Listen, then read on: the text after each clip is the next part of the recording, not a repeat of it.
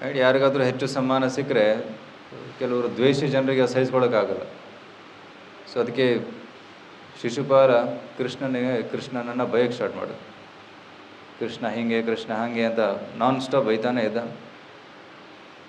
ಕೃಷ್ಣ ಅದನ್ನೆಲ್ಲ ಸಹಿಸ್ಕೊಂಡ. ಆದರೆ ಒಂದು ಮಿತಿ ಇರ್ತದೆ ಸಹಿಸ್ಕೊಳ್ಳೋದಕ್ಕೂ. 100 ಅವಮಾನಗಳನ್ನು ಮಾಡಿದ ಮೇಲೆ ಕೃಷ್ಣ ಶಿಶುಪಾಲನನ್ನು ಕೊಂದ. ಈಗ ಸುದರ್ಶನ ಚಕ್ರವನ್ನು ಬಿಟ್ಟು ಶಿಶುಪಾಲನನ್ನು ಅಲ್ಲೇ ಕೊಂದಾಗ್ಬಿಟ್ಟ. ಆ ಸಮಯದಲ್ಲಿ ಶಿಶುಪಾಲನ ದೇಹದಿಂದ ಶಿಶುಪಾಲನ ಆತ್ಮ ಮೇಲೆ ಬಂದು ಕೃಷ್ಣನೊಳಗಡೆ ವಿಲೀನವಾಯಿತು. ಈ ಒಂದು ಆಶ್ಚರ್ಯಕರವಾದ ಸಂಗತಿಯನ್ನು ನೋಡಿದ ಮೇಲೆ ಯುಧಿಷ್ಠಿರನಿಗೆ ಒಂದು ಕ್ವಶನ್ ಉಂಟಾಯಿತು. ಪರೀಕ್ಷಿತನಿಗೂ ಕೂಡ ಒಂದು ಕ್ವಶನ್ ಉಂಟಾಯಿತು. ರೈಟ್. ಪರೀಕ್ಷಿತ ಶುಕದೇವ ಗೋಸ್ವಾಮಿಯಿಂದ ಕೇಳ್ತಾ ಇದ್ದಾನೆ ಈ ಕಥೆಯನ್ನು. ಇದೆಂಥದ್ದು, ಇನ್ನು ದ್ವೇಷಿ ಜನರು ಕೂಡ, ಭಗವಂತನ ಮೇಲೆ ದ್ವೇಷ ಮಾಡೋರು ಕೂಡ ಭಗವಂತ ಮುಕ್ತಿ ಕೊಟ್ಬಿಟ್ಟ. How is it possible? ಸಾಮಾನ್ಯವಾಗಿ ಭಕ್ತರಿಗೆ ಭಗವಂತನ ಸೇವೆ ಅವಕಾಶ ಸಿಗ್ತದೆ, ಮುಕ್ತಿ ಸಿಗ್ತದೆ. ಆದರೆ ಇಲ್ಲಿ ಶಿಶುಪಾಲನಂತಹ ರಾಕ್ಷಸನೂ ಕೂಡ ಮುಕ್ತಿ ಸಿಗ್ತಾ ಇದೆ. ಇದು ಹೇಗೆ ಅಂತ ಒಂದು ಪ್ರಶ್ನೆ ಮನಸ್ಸಲ್ಲಿ ಬರ್ಬೋದು. ಅಥವಾ ಇನ್ನೊಂದು ವಿಚಾರದಲ್ಲಿ ನೋಡಿದರೆ, ಒಂದು ಕಡೆ ಭಗವಂತ ಕೃಷ್ಣ ದೇವತೆಗಳನ್ನು ರಕ್ಷಣೆ ಮಾಡ್ತಾ ಇದ್ದಾನೆ, ಇನ್ನೊಂದು ಕಡೆ ಅಸುರರನ್ನು ಕೊಲ್ತಾ ಇದ್ದಾನೆ. ಪಕ್ಷಪಾತ ಆಯ್ತಲ್ಲ. ಸಮುದ್ರ ಮಂಥನದಲ್ಲಿ ದೇವತೆಗಳಿಗೆ ಅಮೃತ ಕುಡಿಸಿದ, ಅಸುರರಿಗೆ ಕೊಡಲಿಲ್ಲ. ಪಕ್ಷಪಾತ. ಶಿಶುಪಾಲನನ್ನು ಕೊಂದ, ದೇವತೆಗಳನ್ನು ಇದು ಪಾಂಡವರನ್ನು ರಕ್ಷಿಸಿದ. ಸೊ ಇದು ಯಾವ ರೀತಿ ಪಕ್ಷಪಾತ ಅಂತ ಕೂಡ ಒಂದು ವಿಷಯ ಮನಸ್ಸಲ್ಲಿ ಬರ್ಬೋದು. ಈ ಸಂಶಯ ಮೂಡಿದಾಗ ಈಸ್ ಗಾಡ್ ಪಾರ್ಷಿಯಲ್ ಅನ್ನೋ ಪ್ರಶ್ನೆ ಇಲ್ಲಿ ಬರ್ತದೆ. ಭಗವಂತ ಪಕ್ಷಪಾತ ಮಾಡ್ತಾನ ಅಂತ. ಆಗ ಶುಕದೇವ ಗೋಸ್ವಾಮಿ ಹೇಳ್ತಾರೆ, ಇದೇ ಪ್ರಶ್ನೆ ಯುಧಿಷ್ಠಿರನ ಮನಸ್ಸಲ್ಲಿತ್ತು, ನಾರದರು ಇದಕ್ಕೆ ಸಮಾಧಾನವನ್ನು ಕೊಟ್ಟಿದ್ದಾರೆ. ಸೊ ರಾಜಸೂಯ ಯಜ್ಞದ ನಂತರ ನಾರದರು ಮತ್ತು ಯುಧಿಷ್ಠಿರರು ಕೂತಿದ್ದಾರೆ. ನಾರದರು ಯುಧಿಷ್ಠಿರಿಗೆ ಉತ್ತರ ಕೊಡ್ತಾ ಇದ್ದಾರೆ. ಯುಧಿಷ್ಠಿರ ಸೇಮ್ ಪ್ರಶ್ನೆಗಳಲ್ಲಿ ಕೊಟ್ಟಿದ್ದಾರೆ. ಆಗ ನಾರದರು ಹೇಳ್ತಾರೆ, ಆ್ಯಕ್ಚುಲಿ ಭಗವಂತ ಏನೇ ಮಾಡಲಿ ಅದು ನಮಗೋಸ್ಕರ ಒಳ್ಳೆಯದು. ಭಗವಂತ ನಮಗೆ ಸೇವಾವಕಾಶ ಕೊಡಲಿ ಅಥವಾ ರಾಕ್ಷಸರನ್ನು ಕೊಲ್ಲಲಿ, ಭಕ್ತರ ಮೇಲೆ ಅನುಗ್ರಹ ಅಥವಾ ರಾಕ್ಷಸರನ್ನು ಕೊಲ್ಲುವುದು ಎರಡೂ ಸಮಾನ, ಅದರಲ್ಲಿ ಏನು ಭೇದವಿಲ್ಲ. ಉದಾಹರಣೆಗೆ, ಒಮ್ಮೆ ತಾಯಿ ಮಕ್ಕಳನ್ನು ಮುದ್ದು ಮಾಡ್ತಾಳೆ, ಅದೇ ತಾಯಿ ಮಗುವನ್ನು ಕೆನ್ನೆಗೆ ಹೊಡಿತಾಳೆ ಅಥವಾ ಶಿಕ್ಷೆ ಕೊಡ್ತಾಳೆ. ಯಾಕೆ? ಅದು ಶಿಕ್ಷೆ ಕೂಡ ಅದು ಪ್ರೀತಿನೇ. ತಪ್ಪು ದಾರಿಯಲ್ಲಿ ಹೋಗುವಾಗ ಅವರನ್ನು ತಿದ್ದಿಸೋದು ಕೂಡ ಒಂದು ಪ್ರೀತಿ. ಆ ಪ್ರೀತಿಯನ್ನು ಬೇರೆ ರೀತಿ ವ್ಯಕ್ತಪಡಿಸ್ತಾ ಇದ್ದಾರೆ. So lords slap and lords clap both are same. Sometimes lord claps, ಓ ಚೆನ್ನಾಗಿ ಸೇವೆ ಮಾಡ್ತಾ ಇದೆ, very good. Sometimes lord slaps, ಕೆನ್ನೆಗೊಡಿದ್ದಾರೆ ತಪ್ಪು ಮಾಡಿದಾಗ. ಎರಡೂ ಸಮಾನ. ಆದರೆ ಭಗವಂತ ಕೃಷ್ಣ ಯಾರನ್ನಾದರೂ ಕೊಂದರೆ, ರಾಕ್ಷಸರನ್ನು ಕೊಂದರೆ ಅವರಿಗೆ ಮುಕ್ತಿಯನ್ನು ಕೊಡ್ತಾನೆ. ಅದು ಅವನ ಅನುಗ್ರಹ. ಹತ ಅರಿ ಗತಿದಾಯಕ. ಹತ ಅರಿ, ಅರಿ ಅಂತಂದರೆ ರಾಕ್ಷಸರು. ರಾಕ್ಷಸರನ್ನು ಕೊಂದ ಮೇಲೆ ಅವರಿಗೆ ಗತಿಯನ್ನು ಕೊಡ್ತಾನೆ. ಎಂಥ ಗತಿ? ಪರಮಗತಿಯನ್ನು. ಇದು ಭಗವಂತನ ಒಂದು ಅನುಗ್ರಹ. ಸೊ ಭಗವಂತ ಏನೇ ಮಾಡಲಿ ದಟ್ಸ್ ಗುಡ್ ಫಾರ್ ಅಸ್ ಅನ್ನೋ ಒಂದು ಏನಂತಾರೆ, ಒಂದು ಕಾನ್ಫಿಡೆನ್ಸ್ ನಮ್ಮಲ್ಲಿರಬೇಕು. ಮತ್ತು ನಾರದರು ಹೇಳ್ತಾರೆ, ಆ್ಯಕ್ಚುಲಿ ಶಿಶುಪಾಲ ಭಗವಂತನನ್ನು ದ್ವೇಷಿಸ್ತಾ ಇದ್ದ, ಅದಕ್ಕಾಗಿ ಸತತವಾಗಿ ಭಗವಂತನ ಚಿಂತನೆ ಮಾಡ್ತಾ ಇದ್ದ. Right. So negatively was thinking. Some people think positively, some people think negatively. Right. ಪ್ರಹ್ಲಾದನಂತಹ ಭಕ್ತರು ಪ್ರೀತಿಯಿಂದ ಭಗವಂತನನ್ನು ಧ್ಯಾನ ಮಾಡ್ತಾರೆ. ಹಿರಣ್ಯಕಶಿಪು ಹಿರಣ್ಯಾಕ್ಷರಂತರು ದ್ವೇಷದಿಂದ ಧ್ಯಾನ ಮಾಡ್ತಾರೆ. ಸೊ ಎರಡು ಸಮಾನ. ಗೋಪ್ಯಕಾಮಾತ್ ಭಯಾತ್ ಕಂಸೋ, ರೈಟ್, ದ್ವೇಷಾತ್ ಛೇದಾದೇವ ನೃಪಃ, ಸಂಬಂಧಾತ್ ವೃಷ್ಣಯಃ. ಸ್ನೇಹಾದ್ ಯೂಯಂ ಭಕ್ತ್ಯ ವಯಂ ವಿಭೋ. ನಾರದರು ಹೇಳ್ತಾರೆ, ಗೋಪ್ಯಕಾಮಾತ್, ಗೋಪಿಯವರು ಕೃಷ್ಣನ ಮೇಲೆ ಧ್ಯಾನ ಮಾಡ್ತಿದ್ರು. ಹೇಗೆ? As A lover. ಕೃಷ್ಣ ನಮ್ಮ ಪ್ರಿಯತಮ. ಗೋಪ್ಯಕಾಮಾತ್. ಕುಬ್ಜ ಕೂಡ, ಕುಬ್ಜಳ ಮನಸ್ಸಲ್ಲಿ ಕೂಡ ಕೃಷ್ಣನನ್ನು ನೋಡಿ ಕೃಷ್ಣನ ಮೇಲೆ ಆಸಕ್ತಿ ಉಂಟಾಯಿತು. ಸೊ ಕಾಮದಿಂದ ಅವರಿಗೆ ಮುಕ್ತಿ ಸಿಕ್ಕಿತು, ಬೈ ಅಟ್ರಾಕ್ಷನ್ ಟು ಕೃಷ್ಣ ಇನ್ ಮಾಧುರ್ಯ. ಭಯಾತ್ ಕಂಸೋ, ಕಂಸ ಕೂಡ ಸತತವಾಗಿ ಕೃಷ್ಣನ ಚಿಂತನೆ ಮಾಡ್ತಾ ಇದ್ದ. ಕೃಷ್ಣ ಎಲ್ಲಿದ್ದಾನೆ, ಅವನು ಹುಡುಕಬೇಕು, ಅವನನ್ನು ಕೊಲ್ಲಬೇಕು. ಸೊ ಕೃಷ್ಣನ ಕೊಲ್ಲಬೇಕು ಅನ್ನೋ ಚಿಂತನೆ ಮಾಡ್ತಾ ಇದ್ದ ಕಂಸನಿಗೆ ಮೋಕ್ಷ ಸಿಕ್ತು. ಭಯಾತ್ ಗೋಪ್ಯಕಾಮಾತ್ ಭಯಾತ್ ಕಂಸೋ. ಆ್ಯಕ್ಚುಲಿ ಕಂಸನಿಗೆ ಒಂದು ಸಮಯದಲ್ಲಿ ಭಯ ಆಯಿತು. ಆ್ಯಕ್ಚುಲಿ ಆ ಭಾಗವತದಲ್ಲಿ ಓದಿದ್ರೆ ಕನಸಲ್ಲೂ ಕೃಷ್ಣ ಕಾಣಿಸ್ತಾ ಇದ್ದ. ಕಂಸನ ಕನಸಲ್ಲೂ ಕೃಷ್ಣ ಕಾಣಿಸ್ತಾ ಇದ್ದ. ಬಂದುಬಿಟ್ಟ, ಮೃತ್ಯು ಬಂದುಬಿಟ್ಟ. ಮೃತ್ಯುರ್ ಭೋಜಪತೇ. ಭೋಜಪತಿ ಕಂಸ ಕೃಷ್ಣನನ್ನು ಮೃತ್ಯು ಅಂತ ಕಾಣ್ತಾ ಇದ್ದ, ನನ್ನ ಅಂತಕ. ಗೋಪ್ಯಕಾಮ ಭಯಾತ್ ಕಂಸೋ ದ್ವೇಷಾತ್ ಛೇದಾದೇಯೋ ನೃಪಃ. ಛೇದಿ ರಾಜ ಅಂತಂದರೆ ಶಿಶುಪಾಲ. ಶಿಶುಪಾಲ ಕೃಷ್ಣನ ಬಗ್ಗೆ ದ್ವೇಷ ಮಾಡ್ತಾ ಇದ್ದ. ಎಷ್ಟೊಂದು ಎಂದರೆ ಹಿಂದಿಲಿ ಹೇಳ್ದ ಗಾಲಿ ದೈತೈತೆ ಕೃಷ್ಣಗೂ. ಅದರಿಂದ ಅವನಿಗೆ ಮುಕ್ತಿ ಸಿಕ್ತು. ನಂತರ ಸಂಬಂಧಾತ್ ವೃಷ್ಣಯ.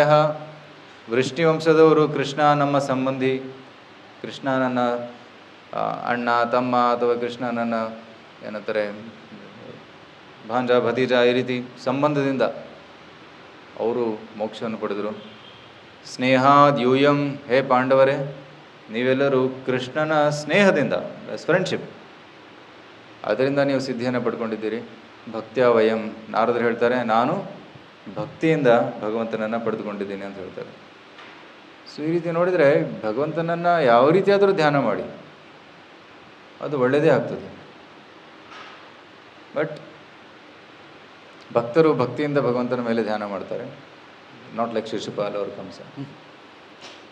ಅದು ಇದರಿಂದ ಏನು ಅರ್ಥ ಆಗ್ತದೆ ಅಂದರೆ, ಭಗವಂತ ಅನುಗ್ರಹ ಎಷ್ಟು ಅಪಾರವಾಗಿದೆ ಅಂದರೆ, ದ್ವೇಷ ಮಾಡೋರಿಗೂ ಮುಕ್ತಿ ಕೊಡ್ತಾನೆ, ಕೊಲ್ಲಕ್ಕೆ ಬಂದವ್ರಿಗೂ ಮುಕ್ತಿಯನ್ನು ಕೊಡ್ತಾನೆ.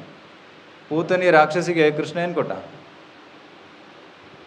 ಪೂತನಿ ರಾಕ್ಷಸಿಯನ್ನು ಕೊಂದ ಮೇಲೆ ವಾಟ್ ಪೊಸಿಷನ್ ಕೃಷ್ಣಗೆ? ಮದರ್, ತಾಯಿ ಸ್ಥಾನವನ್ನು ಕೊಟ್ಟ. ಈ ಕೃಷ್ಣ ಏನು ಯೋಚನೆ ಮಾಡ್ತಾನೆ, ಇವಳು ನನ್ನನ್ನು ಕೊಲ್ಲಕ್ಕೆ ಬಂದಿದ್ದು, ಆದರೆ ನನಗೆ ಹಾಲು ಕೂಡ ಕೊಡಿಸಿದ್ದು. Because she gave me milk, okay, she is my mother, ಅವಳು ನನ್ನ ತಾಯಿ ಆಗ್ತಾಳೆ. ಸೊ ತಾಯಿ ಸ್ಥಾನವನ್ನು ಕೊಟ್ಬಿಟ್ಟ. ಸೊ ಈ ರೀತಿ ಕೃಷ್ಣನ ಕೃಪೆ ತುಂಬ ಅಪಾರವಾಗಿದೆ. ಮತ್ತು ನಾರದರು ಒಂದು ಉದಾಹರಣೆ ಕೊಡ್ತಾರೆ. ಒಂದು ಹುಳು ಇತ್ತು, ಅದು ಒಂದು ಕ್ಯಾಟರ್ಪಿಲ್ಲರ್ ಗೊತ್ತಲ್ಲ, ಅದು ಒಂದು ಗಿಡದ ತೂತಲ್ಲಿತ್ತು. ಆದರೆ ಇನ್ನೊಂದು ಹುಳು ಬಂದು ಅದರ ಚುಚ್ತಾ ಇತ್ತು. ಸೊ ಅದಕ್ಕೆ ತುಂಬ ನೋವಾಗ್ತಾ ಇತ್ತು. ಸೊ ತುಂಬ ಭಯದಲ್ಲಿತ್ತು. ಸೊ ಮತ್ತು ಯಾವಾಗ ಬರುತ್ತೆ ಅದು, ಯಾವಾಗ ನನ್ನನ್ನು ಚುಚ್ಚುತ್ತೆ ಅಂತ ತುಂಬ ಭಯದಲ್ಲಿ ಯಾವಾಗಲೂ ನಡುಗ್ತಾ ಇತ್ತು. ಈ ರೀತಿ ಭಯಪಟ್ಟು ಅದು ಸತ್ತೋಯ್ತು. ಸತ್ತ ಮೇಲೆ ಅದು ಕ್ಯಾಟರ್ಪಿಲ್ಲರ್ ಬಿಕೆಮೆ ವಾಸ್ಪ್, ಅದು ಹುಳು ಆಯಿತು. ಯಾಕಂದರೆ ಯಾವಾಗಲೂ ಅದ್ರ ಬಗ್ಗೆ ಚಿಂತನೆ ಮಾಡ್ತಾಯಿತ್ತು. ಸಾಯೋ ಸಮಯದಲ್ಲಿ ನಾವು ಯಾರ ಚಿಂತನೆ ಮಾಡ್ತೀವಿ, ಯಾವುದ್ರ ಬಗ್ಗೆ ಚಿಂತನೆ ಮಾಡ್ತೀವಿ, ಆ ರೀತಿ ದೇಹವನ್ನು ನಾವು ಮುಂದಿನ ಜನ್ಮದಲ್ಲಿ ಪಡ್ಕೊತೀವಿ. ಸೊ ಅದಕ್ಕಾಗಿ ನಾವು ಕೃಷ್ಣನ ಚಿಂತನೆ ಮಾಡ್ತಾಯಿದ್ರೆ ನಾವು ಮುಂದಿನ ಜನ್ಮದಲ್ಲಿ ಕೃಷ್ಣನನ್ನು ಪಡೆದುಕೊಳ್ತೀವಿ. ಸೊ ಅದಕ್ಕಾಗಿ ನಾವು ಭಗವಂತನ ಭಕ್ತಿಯನ್ನು ಮಾಡಬೇಕು. ದಿನನಿತ್ಯ ನಾವು ಮಂಗಳಾರತಿ ಯಾಕೆ ಮಾಡ್ತೀವಿ, ಜಪ ಯಾಕೆ ಮಾಡ್ತೀವಿ, ಭಾಗವತಂ ಯಾಕೆ ಕೇಳ್ತೀವಿ? ನಮ್ಮ ಚೇತನಲ್ಲಿ ಕೃಷ್ಣ ಬಂದು ಕೂತ್ಕೋಬೇಕು. We should have Krishna in our mind. And how do we put something inside our mind? By what we see, by what we hear. Mainly 2 senses. ನಾವು ಏನನ್ನು ನೋಡ್ತೀವಿ ಮತ್ತು ಯಾವುದನ್ನು ವಿಷಯವನ್ನು ಕೇಳ್ತೀವಿ. ಈ 2 ಇಂದ್ರಿಯಗಳಿಂದ ನಾವು ಆ ವಿಷಯಗಳನ್ನು ಮನಸ್ಸಲ್ಲಿ ತುಂಬ್ಕೊತಾ ಇದ್ದೀವಿ. ಕೆಲವರು ಅಡ್ವರ್ಟೈಸ್ಮೆಂಟ್ ನೋಡ್ತಾರೆ, ನೋಡಿ ನೋಡಿ ನೋಡಿ ನೋಡಿ ಬೇಕಿದು ಅಂತ, ರೈಟ್. ಮತ್ತು ಕೆಲವೊಬ್ಬರು ಕೇಳ್ತಾರೆ ಯಾವುದರ ವಿಷಯದ ಬಗ್ಗೆ, ಕೇಳಿ ಕೇಳಿ ಕೇಳಿ ಯಾವುದು ಬೇಕು ಅಂತ ಮನಸ್ಸಾಗ್ತದೆ. ಅದೇ ರೀತಿ ನಾವು ಕೃಷ್ಣನ ಕುರಿತಾಗಿ ಕೇಳಿದರೆ, ಕೃಷ್ಣನ ವಿಷಯನ ಕೇಳಬೇಕು, ಕೃಷ್ಣನ ದರ್ಶನವನ್ನು ಮಾಡಬೇಕು. ಅವಾಗ ಕೃಷ್ಣ ಬೇಕು ಕೃಷ್ಣ ಬೇಕು ಅನ್ನೋ ಒಂದು ಹಂಬಲ ಉಂಟಾಗ್ತದೆ. Right. So we should here about Krishna. Right. 2 ದಿವಸದ ಹಿಂದೆ ರುಕ್ಮಿಣಿಯ ದ್ವಾದಶಿ ಇತ್ತು. ರುಕ್ಮಿಣಿ ದೇವಿ ಕೃಷ್ಣನನ್ನು ಎಂದು ನೋಡಲೇ ಇಲ್ಲ. ಆದರೆ ಕೃಷ್ಣನ ಪ್ರತಿ ಎಷ್ಟು ಆಸಕ್ತಿ ಬೆಳೆಸ್ಕೊಂಡಿದ್ಲು, ಅದು ಹೇಗೆ ಸಾಧ್ಯವಾಯಿತು ಕೇಳಿ. ಯಾಕಂದರೆ ರುಕ್ಮಿಣಿ ಅವಳು ಯುವರಾಣಿಯಾಗಿದ್ಲು. ಸೊ ಅವರ ಸಭೆಯಲ್ಲಿ ಹಲವಾರು ಋಷಿ ಮುನಿಗಳು, ನಾರದರು ಎಲ್ಲ ಬರ್ತಾಯಿದ್ರು. ಅವರು ಕೃಷ್ಣನ ಬಗ್ಗೆ ಹೇಳ್ತಾಯಿದ್ರು. ಕೃಷ್ಣ ಈಗ ದ್ವಾರಕದಲ್ಲಿದ್ದಾನೆ, ಕೃಷ್ಣ ಹಲವಾರು ಲೀಲೆಗಳನ್ನು ಮಾಡ್ತಾ ಇದ್ದಾನೆ. ಸೊ ಕೃಷ್ಣನ ಬಗ್ಗೆ ಕೇಳಿ ಕೇಳಿ ಕೇಳಿ ಅವಳ ಮನಸ್ಸು ಕೃಷ್ಣನಿಗೆ ಆಸಕ್ತ ಆಯಿತು. ಶ್ರುತ್ವಾ ಗುಣಾನ್ ಭುವನ ಸುಂದರ ಶೃಣ್ವತಾಂಸ್ತೆ ನಿರ್ವಿಶ್ಯ ಕರ್ಣ ವಿವರೇರ್ ಹರತೋಂಗತಾಪಂ ರೂಪಂ ದೃಶಾಂ ದೃಶ್ಯಮತಾಮಖಿಲಾರ್ಥಲಾಭಂ ತ್ವಯ್ಯಚ್ಯುತಾವೇಶತಿ ಚಿತ್ತಂ ಅಪತ್ರಪಂ ಮೇ. ಹೇ ಭಗವಂತ, ನಾನು ನಿನ್ನ ಗುಣಗಳನ್ನು ಕೇಳಿ, ಶ್ರುತ್ವಾ ಗುಣಾನ್, ಹೇ ಭುವನ ಸುಂದರ, ಇಡೀ 3 ಜಗತ್ತಿನಲ್ಲಿ ಅತಿ ಸುಂದರವಾದವನು ಕೃಷ್ಣ, ಭುವನ ಸುಂದರ. ಶೃಣ್ವತಾಂಸ್ತೆ, ನಿನ್ನ ಕಥೆಯನ್ನು ಕೇಳಿ. ನಿರ್ವಿಶ್ಯ ಕರ್ಣ ವಿವರೇರ್ ಹರತುಂಗ ತಾಪಂ, ಕಣ್ಣಿನಿಂದ ಕಿವಿಯಿಂದ ನಾನು ನಿನ್ನ ಕಥೆಯನ್ನು ಕೇಳಿದಾಗ ನನ್ನ ಎಲ್ಲ ತಾಪತ್ರಯ ನಾಶವಾಗಿದೆ. ಹರತುಂಗ ತಾಪಂ. ರೂಪಂ ದೃಶ್ಯಂ ದೃಶ್ಯಮತಾಂ ಅಖಿಲಾರ್ಥಲಾಭಂ, ಮತ್ತು ಕಣ್ಣಿಗೆ ಒಂದು ಲಾಭ ಏನು, ನಿನ್ನ ದರ್ಶನವನ್ನು ನೋಡೋದು. ಕಿವಿಯಿಂದ ನಿನ್ನ ಕಥೆಯನ್ನು ಕೇಳಿ ಕಣ್ಣಿನಿಂದ ನಿನ್ನ ದರ್ಶನವನ್ನು ನೋಡಬೇಕು ಅನ್ನೋ ಹಂಬಲ ಉಂಟಾಗಿದೆ. ಅಖಿಲಾರ್ಥ ಲಾಭಂ, ಹೇ ಅಚ್ಯುತ, ನನ್ನ ಮನಸ್ಸು ನಿನ್ನ ಪ್ರತಿ ಆಸಕ್ತವಾಗಿ ಬಿಟ್ಟಿದೆ. ತ್ವಯ್ಯಚ್ಯುತಾವಿಶತಿ ಚಿತ್ತಂ ಅಪತ್ರಪಮ್ಮೆ, ನಿರ್ಲಜ್ಜಿತವಾಗಿ ನಾನು ನಿನ್ನ ಪ್ರತಿ ಆಕರ್ಷಿತನಾಗಿದ್ದೇನೆ. ಅಪತ್ರಪ ಮೀನ್ಸ್ ಭಕ್ತಿ ಸೇವೆ ಮಾಡೋದ್ರಲ್ಲಿ ಲಜ್ಜೆ ಇರಬಾರ್ದು. ಎಷ್ಟೋ ಜನ ನಿರ್ಲಜ್ಜವಾಗಿ ಪಾಪ ಕೆಲಸ ಮಾಡ್ತಾರೆ. ಒಂದು ಚೂರು ಲಜ್ಜೆನೇ ಇಲ್ಲ, ಹರಿದಿರೋ ಬಟ್ಟೆ ಉಟ್ಕೊತಾರೆ, ಫ್ಯಾಷನ್ ಅಂತೆ. ಮತ್ತು ಸರಾಯಿ ಕುಡಿದು ರೋಡ್ ಪಕ್ಕ ಬಿದ್ದಿರ್ತಾರೆ, ನಿರ್ಲಜ್ಜವಾಗಿ ಕುಡಿದಿರ್ತಾರೆ. ಡ್ರಗ್ಸ್ ತಗೊತಾರೆ, ಮೂವೀಸ್ ನೋಡೋಕೆ ಹೋಗ್ತಾರೆ, ಎಂತೆಂಥ ಕಾರ್ಯಗಳನ್ನು ಮಾಡ್ತಾರೆ ನಿರ್ಲಜ್ಜವಾಗಿ. ಆದರೆ ಭಕ್ತಿ ಸೇವೆ ಮಾಡೋದ್ರಲ್ಲಿ ಯಾಕೆ ಲಜ್ಜೆ ಇರಬೇಕು?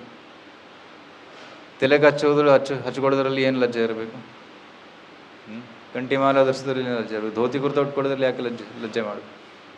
One should practise without any lajja, especially ಭಗವಂತನ ಸೇವೆ ಮಾಡೋದು. ಸೊ ಕಾನ್ಫಿಡೆಂಟಾಗಿ ನಾವು ಭಕ್ತಿ ಸೇವೆಯನ್ನು ಮಾಡಬೇಕು ಅನ್ನೋದನ್ನು ರುಕ್ಮಿಣಿ ದೇವಿಯಿಂದ ಕಲಿಬೋದು. ಆಗ ರುಕ್ಮಿಣಿ ದೇವಿ ಒಂದು ಲೆಟ್ರ್ ಬರೀತಾಳೆ ಕೃಷ್ಣನಿಗೆ. ಕೃಷ್ಣ, ಶಿಶುಪಾಲನಂತಹ ಒಬ್ಬ ನರಿ, Shishupal is compared to a jackal, jackal wolf.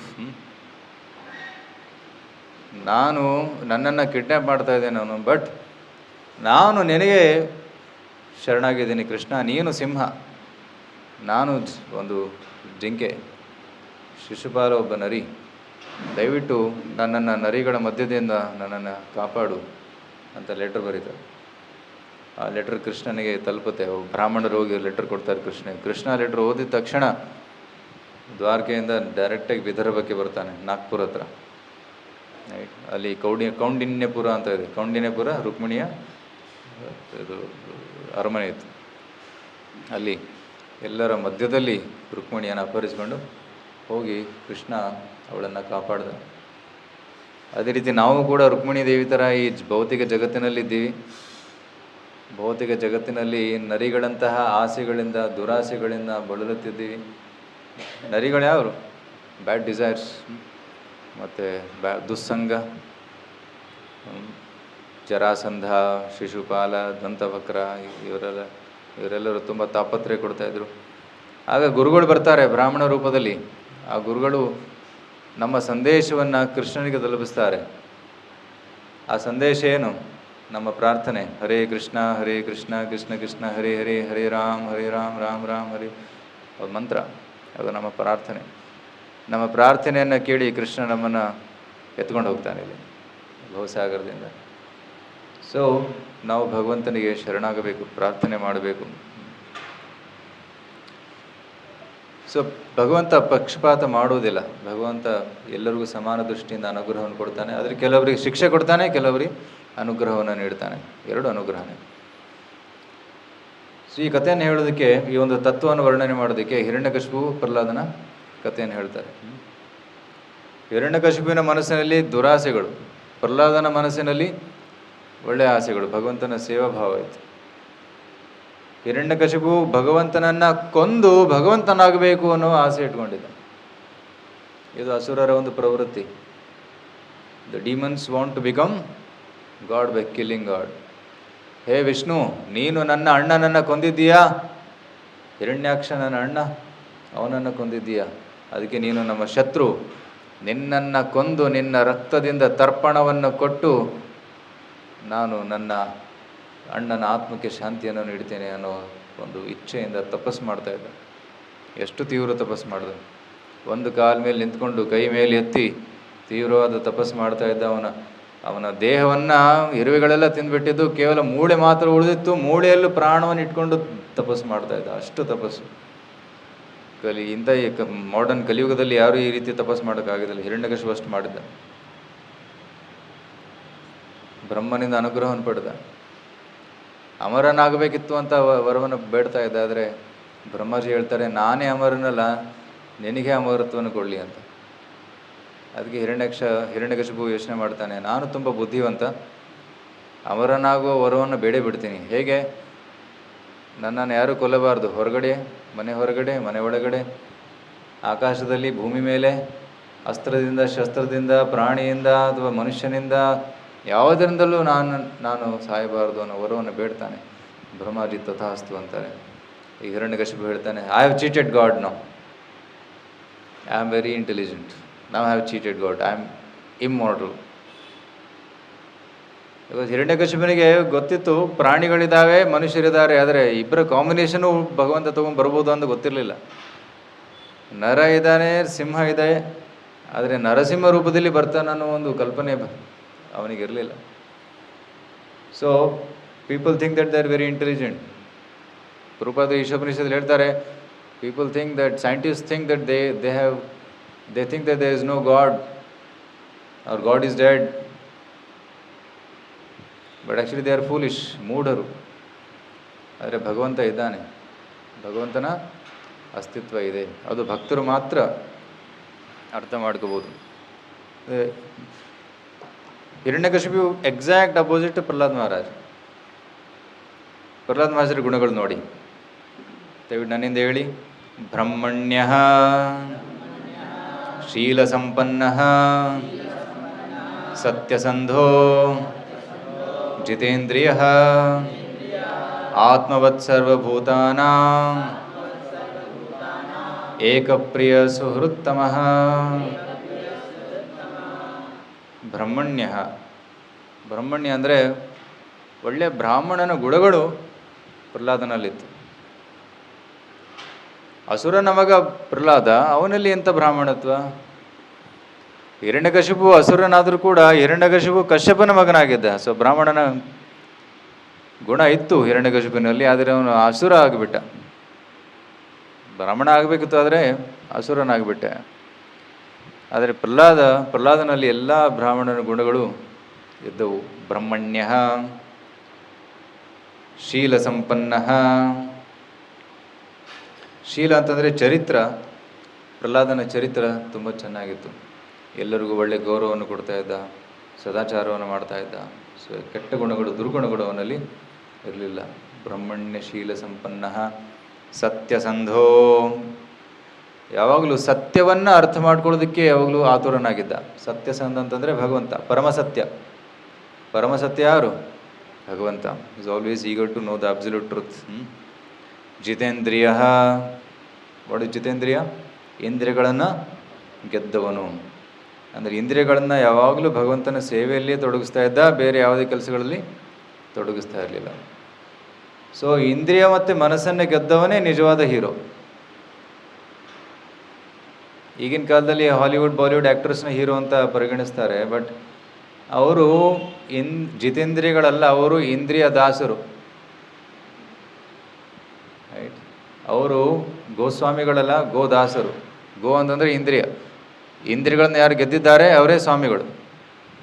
ಅದಕ್ಕೆ ಸನ್ಯಾಸಿಗಳಿಗೆ ಸ್ವಾಮಿ ಅಂತ ಕರಿತೀವಿ, ಯಾಕೆಂದರೆ ಅವರು ಗೆದ್ದಿದ್ದಾರೆ. ಮಹಾರಾಜ ಅಂತ ಕರಿತೀವಿ ಸನ್ಯಾಸಿಗಳನ್ನು. ಯಾಕೆ? ರಾಜರು ರಾಜ್ಯವನ್ನು ಗೆದ್ದಿದ್ದಾರೆ, ಆದರೆ ಮಹಾರಾಜರು ಇಂದ್ರಿಯಗಳನ್ನು ಗೆದ್ದಿದ್ದಾರೆ. ಯಾವುದು ಉತ್ತಮ? ಇಂದ್ರಿಯಗಳನ್ನು ಗೆದ್ದಿದ್ದು ಉತ್ತಮ. ರಾಜರು ರಾಜ್ಯವನ್ನು ಗೆದ್ದಿರ್ಬೋದು, ಆದರೆ ಇಂದ್ರಿಯಗಳಿಗೆ ದಾಸರಾಗಿರ್ತಾರೆ. ಜಿತೇಂದ್ರಿಯ ಆತ್ಮವತ್ಸರ ಭೂತಾನ, ಎಲ್ಲ ಜೀವಿಗಳಿಗೆ ಒಳ್ಳೆ ಗೌರವವನ್ನು ತೋರಿಸ್ತಾ ಇದೆ. ಯಾವ ರೀತಿ ನಾವು ಗೌರವವನ್ನು ಅಪೇಕ್ಷಿಸ್ತೀವಿ, ಯಾವ ರೀತಿ ನಾವು ಜನರು ನಮ್ಮ ಜೊತೆ ವ್ಯವಹಾರ ಮಾಡಬೇಕಂತ ಬಯಸ್ತೀವಿ, ಅದೇ ರೀತಿ ನಾವು ಇನ್ನೊಬ್ಬರನ್ನು ನೋಡಬೇಕು. ಏಕಪ್ರಿಯ ಸುಹೃತ್ತಮಃ, he was the one beloved and the suhruttama, well-wisher of all friends, friend of all. Like the super soul, he was kind to every living entity and was the best friend of everyone. ಹೇಗೆ ಭಗವಂತ ನಮ್ಮೆಲ್ಲರ ಸ್ನೇಹಿತನಾಗಿದ್ದಾನೆ, ಸುಹೃದಾಗಿದ್ದಾನೆ, ಅದೇ ರೀತಿ ಪ್ರಹ್ಲಾದ ಕೂಡ ಎಲ್ಲರಿಗೂ ಹಿತವನ್ನೇ ಬಯಸ್ತಾ ಇದ್ದ. ಇವನು ಅಸುರರು ಕೂಡ ಹಿತವನ್ನೇ ಬಯಸ್ತಾ ಇದ್ದ, ಅವರು ಕೆಟ್ಟದಾಗಬಾರ್ದು ಅಂತ ಬಯಸ್ತಾ ಇದ್ದ. ತಂದೆ ರಾಕ್ಷಸನಾದರೂ ಕೂಡ ತಂದೆಗೆ ಒಳ್ಳೆಯದನ್ನೇ ಬಯಸ್ತಾ. ರೈಟ್. ಸೊ ಈಗಿನ ಕಾಲದಲ್ಲಿ ಇಂತಹ ಗುಣ ತುಂಬ ಕಮ್ಮಿ. ಯಾರಾದರೂ ಶತ್ರು ಇದ್ದರೆ ಅವ್ನು ಸತ್ತೋಗ್ಲಿ ಅಂತಾರೆ, ಸಾಯಲಿ. ಬಟ್ ಪ್ರಹ್ಲಾದ ಹೇಳ್ತಾ ಇದ್ದೆ, ಇಲ್ಲ, ಅವ್ರಿಗೂ ಒಳ್ಳೇದಾಗಲಿ ಅಂತ. ಅದು ಒಳ್ಳೆ ಭಾವನೆ. ಮತ್ತ ದಾಸವತ್ ಹೇಳಿ, ದಾಸವತ್ ಸನ್ನತಾರ್ಯಾಂಘ್ರೀ ಪಿತೃವದ್ದೀನವತ್ಸಲಃ ಭ್ರಾತೃವತ್ಸದೃಶೇ ಸ್ನಿಗ್ಧೋ ಗುರುಷು ಈಶ್ವರ ಭಾವನಃ ವಿದ್ಯಾರ್ಥರೂಪ ಜನ್ಮಾಢ್ಯೋ ಮಾನಸ್ತಂಭ ವಿವರ್ಜಿತಃ. ದಾಸವತ್ ಆರ್ಯತಾರ್ಯಂಗ್ರಿ, ಹಿರಿಯರಿಗೆ ಅವನು ದಾಸರ ಥರ ಸೇವೆಯನ್ನು ಮಾಡ್ತಾ ಇದ್ದ. ರೈಟ್. ದೊಡ್ಡವರಿಗೆ ನಾವು ಸೇವೆಯನ್ನು ಸಲ್ಲಿಸಬೇಕು. ಪಿತೃವ ದೀನವತ್ಸಲಃ, ಯಾರು ಚಿಕ್ಕವರಿದ್ದಾರೆ ಕಿರಿಯರು, ದೀನವತ್ಸಲಃ ಅವರಿಗೆ ಅನುಕಂಪವನ್ನು ತೋರಿಸ್ತಾ ಇದ್ದ. ಹಿರಿಯರಿಗೆ ಸೇವೆ ಮಾಡ್ತಾ ಇದ್ದ, ಚಿಕ್ಕವರಿಗೆ ಅನುಗ್ರಹವನ್ನು ತೋರಿಸ್ತಾ ಇದ್ದ. ತಂದೆ ಥರ, ಪಿತೃವತ್. ಭ್ರಾತೃವತ್ ಸದೃಶೇ ಸ್ನಿಗ್ಧೋ, ಸಹೋದರರ ಥರ friendship with those who are affection to those who are equals. ಹೇಗೆ? ಸಹೋದರರ ಥರ, ಲೈಕ್ ಬ್ರದರ್. ಭ್ರಾತೃವತ್. ಗುರುಷು ಈಶ್ವರ ಭಾವನ, ಗುರುಗಳನ್ನು ಭಗವಂತನ ಥರನೇ ನೋಡ್ತಾ ಇದ್ರು. ಗುರುಗಳು ಭಗವಂತನ ಪ್ರತಿನಿಧಿ. ಗುರುಷು ಈಶ್ವರ ಭಾವನ. ವಿದ್ಯಾ ಅರ್ಥರೂಪ ಜನ್ಮಾಢ್ಯೋ ಮಾನಸ್ತಂಭ ವಿವರ್ಜಿತಃ. Right. He was completely free from unnatural pride. ಮಾನವ ಶೂನ್ಯನಾಗಿದ್ದ. ಮತ್ತು that might have arisen because of education, riches, beauty, aristocracy and so on. ಸಾಮಾನ್ಯವಾಗಿ ಗರ್ವ ಎಲ್ಲಿಂದ ಬರ್ತದೆ? ನಾನು ತುಂಬ ವಿದ್ಯಾವಂತ, ನಾನು PhD ಮಾಡಿದ್ದೀನಿ, ಅಮೆರಿಕಾದಲ್ಲಿ ಆಕ್ಸ್ಫರ್ಡಲ್ಲಿ ಓದಿ ಬಂದಿದ್ದೀನಿ. ಸೊ ದಟ್ ಇಸ್ ಕಾಲ್ಡ್ ಮಾನ, ಬಿಕಾಸ್ ಆಫ್ ವಿದ್ಯಾ. ಅರ್ಥ, ನಾನು ತುಂಬ ಶ್ರೀಮಂತ, ನಾನು ಕೋಟ್ಯಾಧೀಶ, ಇವರೆಲ್ಲರೂ ಬಡವರು, ದರಿದ್ರರು ಅಂತ. ಮಾನ ಇರೋದಿಲ್ಲ. ಎಲ್ಲವೂ ಭಗವಂತನ ಸಂಪತ್ತು, ನಂದು ಯಾವುದೂ ಇಲ್ಲ ಅನ್ನೋ ಭಾವನೆ ಇರ್ತದೆ. ರೂಪ, ನಾನು ತುಂಬ ಬ್ಯೂಟಿಫುಲ್, ನಾನು ಮಿಸ್ಟರ್ ಇಂಡಿಯಾ, ಮಿಸ್ ಇಂಡಿಯಾನು. ನಾನು ಕೃಷ್ಣನೇ ಮಿಸ್ಟರ್ ಯೂನಿವರ್ಸ್, ಮೋಸ್ಟ್ ಬ್ಯೂಟಿಫುಲ್. ಜನ್ಮ, ನಾನು ಉಚ್ಚ ಕುಲದವನು, ನಾನು ದೊಡ್ಡ ಕುಲದಲ್ಲಿ ಹುಟ್ಟಿದವನು ಅನ್ನೋ ಒಂದು ಗರ್ವ ಇರ್ಬೋದು. ಸೊ ವಿದ್ಯಾ ಅರ್ಥ ರೂಪ ಜನ್ಮಾಢ್ಯ ಮಾನಸ್ತಂಭ ವಿವರ್ಜಿತ. ಈ ರೀತಿ ಪ್ರಹ್ಲಾದನ ಒಳ್ಳೆಯ ಗುಣಗಳನ್ನು ಇಲ್ಲಿ ವರ್ಣಿಸ್ತದೆ. ಹಿರಣ್ಯಕಶಿಪು ನೋಡಿ ರಾಕ್ಷಸ, ಇಲ್ಲಿ ಪ್ರಹ್ಲಾದ ಎಷ್ಟು ಸಜ್ಜನನಾಗಿದ್ದಾನೆ. Very very good qualities he has. So Prahlada ಯಾವಾಗಲೂ ಭಗವಂತನ ಸ್ಮರಣೆಯಲ್ಲಿಯೇ ನಿರತನಾಗಿದ್ದ. ಅವನ ಮನಸ್ಸಲ್ಲಿ ಯಾವುದೇ ಒಂದು ಕೆಟ್ಟ ವಿಚಾರಗಳು, ದ್ವೇಷ ವಿಚಾರಗಳು ಯಾವುದು ಅವರಲ್ಲಿ ಇರಲಿಲ್ಲ ಅಂತ ಹೇಳಲಾಗಿದೆ. ಮತ್ತು ಎಲ್ಲ ಕಡೆ ಭಗವಂತನನ್ನು ಕಾಣ್ತಾ ಇದ್ದ. ಗಿಡದಲ್ಲಾಗಲಿ, ಇರುವೆಯಲ್ಲಾಗಲಿ, ಮನುಷ್ಯರಲ್ಲಾಗಲಿ, ಪ್ರಾಣಿಗಳಲ್ಲಾಗಲಿ ಎಲ್ಲ ಕಡೆ ಭಗವಂತನ ಸಾನ್ನಿಧ್ಯವನ್ನು ನೋಡ್ತಾ ಇದ್ದ. ಅಷ್ಟು ಮಹಾಭಾಗವತನಾಗಿದ್ದ.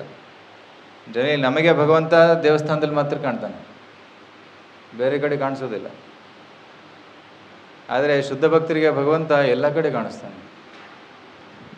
ಗಿಡದಲ್ಲಿ, ಇರುವೆಯಲ್ಲಿ, ಬಿಲ್ಡಿಂಗಲ್ಲಿ, ಆನೆಯಲ್ಲಿ, ಅಥವಾ ನಾಯಿಯಲ್ಲಿ, ಹಂದಿ ದೇಹದಲ್ಲೂ ಕೂಡ ಭಗವಂತನ ವಾಸ ಇದೆ. ಎಲ್ಲ ಕಡೆ ಭಗವಂತ ಇದ್ದಾನೆ ಎನ್ನುವ ಒಂದು ಅರಿವು ಅವರಿಗೆ ಮೂಡ್ತದೆ. ಅಂತಹ ಒಂದು ಸ್ಥಳ ಶುದ್ಧ ಭಕ್ತರ ಒಂದು ಸ್ಥಳ.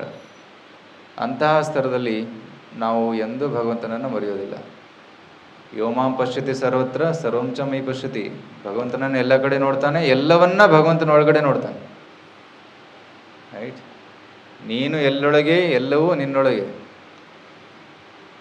ಆ ರೀತಿ ನೋಡಿದಾಗ ಅದು ಭಗವಂತ ಎಂದೂ ಕಣ್ಮರೆಯಾಗುವುದಿಲ್ಲ.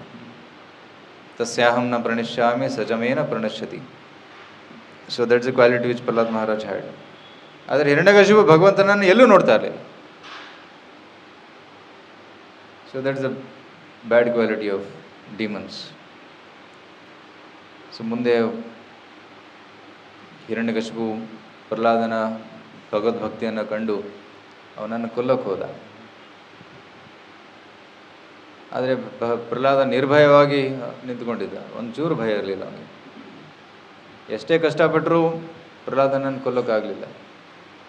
ಮೇಲಿಂದ ಬಿಸಾಕಿದ್ರು, ಆನೆ ಕಾಲು ಕೆಳಗಡೆ ತೊಳೆಯೋಕ್ಕೆ ಪ್ರಯತ್ನ ಪಟ್ಟರು, ಬಿಸಿ ಬಿಸಿ ಎಣ್ಣೆಯಲ್ಲಿ ಹಾಕಿದರು, ಅಗ್ನಿಯಲ್ಲಿ ಕೂಡ ಹಾಕಿದರು, ಏನು ಮಾಡೋಕ್ಕಾಗಲಿಲ್ಲ.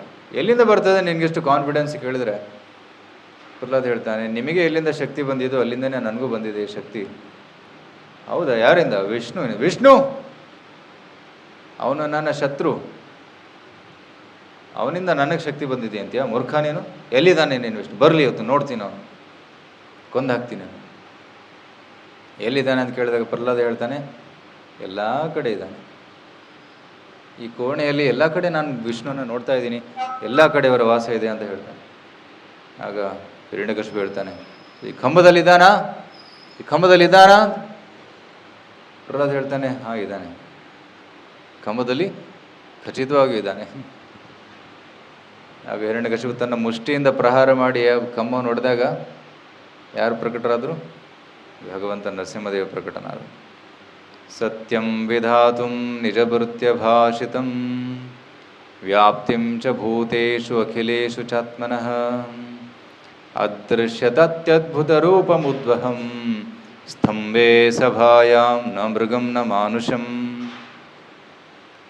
ತನ್ನ ಭಕ್ತನ ವಾಕ್ಯವನ್ನು ಸತ್ಯಗೊಳಿಸೋದಕ್ಕೆ ಸತ್ಯಂ ವಿಧಾತುಂ ನಿಜ ಭೃತ್ಯ ಭಾಷಿತಂ.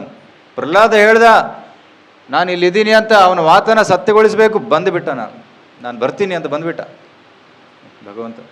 ಸಾಮಾನ್ಯವಾಗಿ ಬಿಲ್ಡಿಂಗ್ ಬೀಳಿಸ್ತೀವಿ, ಏನೋ ಎಲ್ಲೆಲ್ಲಿ ಬೀಳಿಸ್ತೀವಿ, ಭಗವಂತ ಪ್ರಕಟನ ಆಗೋದಿಲ್ಲ. ಆದರೆ ಪ್ರಹ್ಲಾದನ ವಾಕ್ಯವನ್ನು ಸತ್ಯಗೊಳಿಸೋದಕ್ಕೆ ಸ್ತಂಭೆ ಸಭಾಯಾಂ, ಸಭೆಯಲ್ಲಿ ಸ್ತಂಭದಲ್ಲಿ ಪ್ರಕಟನಾದ. ನ ಮೃಗಂ ನ ಮಾನುಷಂ. ಬ್ರಹ್ಮಾಜಿ ಕೂಡ ವಚನ ಕೊಟ್ಟಿದ್ದರು, ಮನುಷ್ಯನಿಂದ ಪ್ರಾಣಿಯಿಂದ ನಿನ್ನ ವಧೆಯಾಗೋದಿಲ್ಲ. ಆಯ್ತಪ್ಪ, ನಾನು ನರಸಿಂಹ ರೂಪ ತಗೊಂಡು ಬರ್ತೀನಿ ಅಂತ ನರಸಿಂಹ ರೂಪದಲ್ಲಿ ಭಗವಂತ ಬಂದ. ಸೊ ಇಲ್ಲಿ ಪ್ರಹ್ಲಾದನ ವಾಕ್ಯವನ್ನು ಸತ್ಯಗೊಳಿಸಿದ, ಬ್ರಹ್ಮನ ವಾಕ್ಯವನ್ನು ಕಾಪಾಡಿದ, ವರವನ್ನು ಕಾಪಾಡಿದ. ಬ್ರಹ್ಮ ಕೂಡ ಭಗವಂತನ ಭಕ್ತ. ಇಬ್ಬರ ಮಾತನ್ನು ಕಾಪಾಡೋದಕ್ಕೆ ಭಗವಂತ ಆ ರೀತಿ ಕಂಬದಲ್ಲಿ ಬಂದ. ಅದೃಶ್ಯತ ಅತಿ ಅದ್ಭುತಂ ರೂಪಂ ಉದ್ವಹನ್. ಅತಿ ಅದ್ಭುತವಾದಂತಹ ಭಯಂಕರವಾದಂತಹ ರೂಪವನ್ನು ತಗೊಂಡು ಭಗವಂತ ಬಂದ್ಬಿಟ್ಟ. ಸೊ ಅವರೇ ನರಸಿಂಹದೇವರು. ಸೊ ನರಸಿಂಹದೇವರ ಒಂದು ಮಂತ್ರ ಇದೆ, ದಯವಿಟ್ಟು ಎಲ್ಲರೂ ಹೇಳಿ. ಉಗ್ರಂ ವೀರಂ ಮಹಾವಿಷ್ಣುಂ ಜ್ವಲಂತಂ ಸರ್ವತೋಮುಖಂ ನರಸಿಂಹಂ ಭೀಷ್ಣಂ ಭದ್ರಂ ಮೃತ್ಯೋರ್ಮೃತ್ಯುಂ ನಮಾಮ್ಯಹಂ. ಭಗವಂತನ ಒಂದು ರೂಪ ಉಗ್ರ ರೂಪ, ವೆರಿ ಫಿಯರ್ಸ್ ಫಾರ್ಮ್. ಭಗವಂತ ಸ್ತಂಭದಿಂದ ಪ್ರಕಟವಾದಾಗ ಇದು ಉಗ್ರ ರೂಪ, ಅದಕ್ಕೆ ಉಗ್ರ ನರಸಿಂಹ ಅಂತ ಕರೀತಾರೆ. ಉಗ್ರ ನರಸಿಂಹರನ್ನು ನೋಡೋದು ಕೂಡ ಕಷ್ಟ. ಈ ವಾಸ್ ಜ್ವಲಂತಂ. ಜ್ವಲಂತಂ ಅಂದರೆ ಈ ವಾಸ್ ಲೈಕ್ ಎಫಲ್ಜೆಂಟ್ ಲೈಕ್ ದ ಸನ್.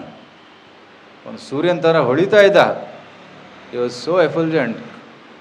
ಹಿರಣ್ಯಕಶಿಪು ನೋಡೋಕ್ಕಾಗಲಿಲ್ಲ ಅವನು, ಅಷ್ಟು ಬೆಳಕು.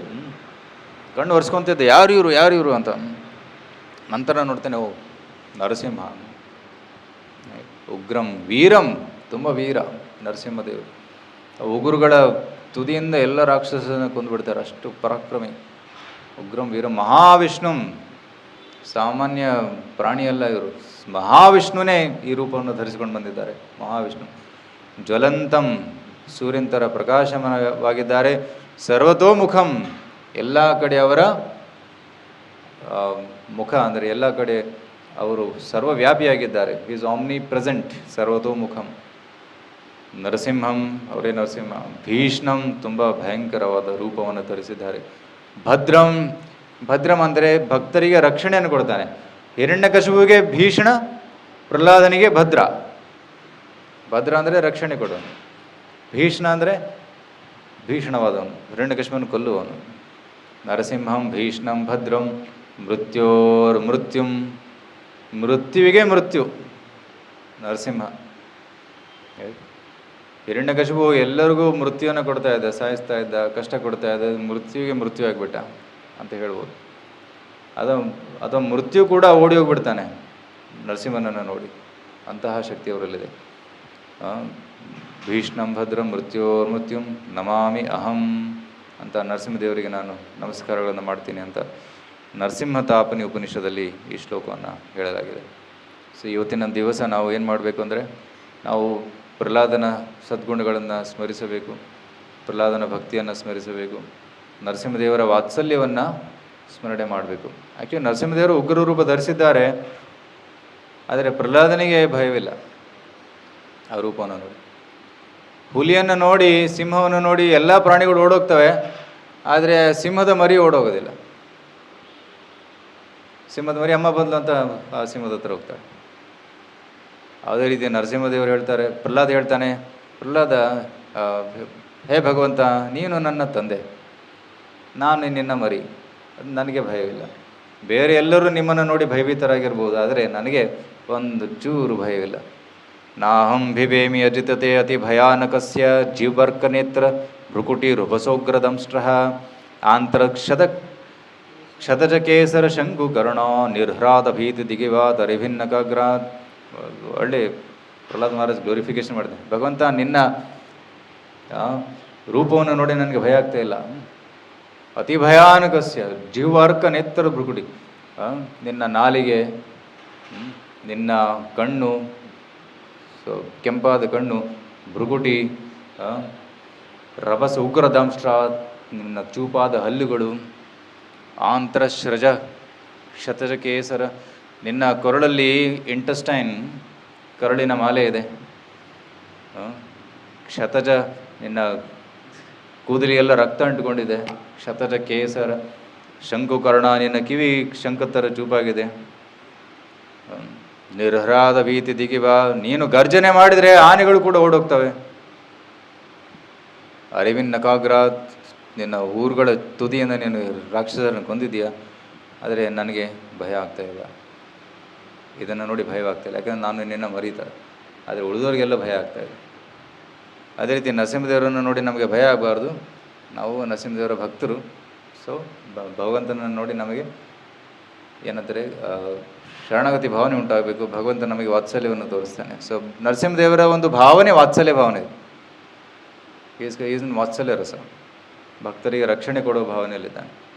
ಸೊ ಅದರ ಸ್ಮರಣೆ ಮಾಡಬೇಕು. ಸೊ ಹಿರಣ್ಯಕಶಿಪುವಿನ ದುರ್ಗುಣಗಳನ್ನು ನೋಡಿ ಅದನ್ನು ಆ ರೀತಿ ಆಗಬಾರ್ದು ಅನ್ನೋದನ್ನು ನಾವು ಚಿಂತನೆ ಮಾಡಬೇಕು ಇವತ್ತಿನ ದಿನ. Okay, so I stop here.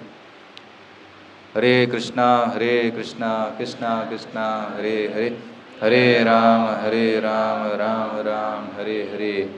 If anybody has any questions, we can take, else we'll have Guru Puja.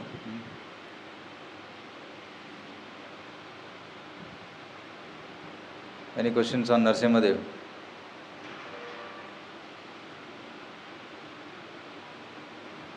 Yes, Madhavi? ಏನು Madhavi?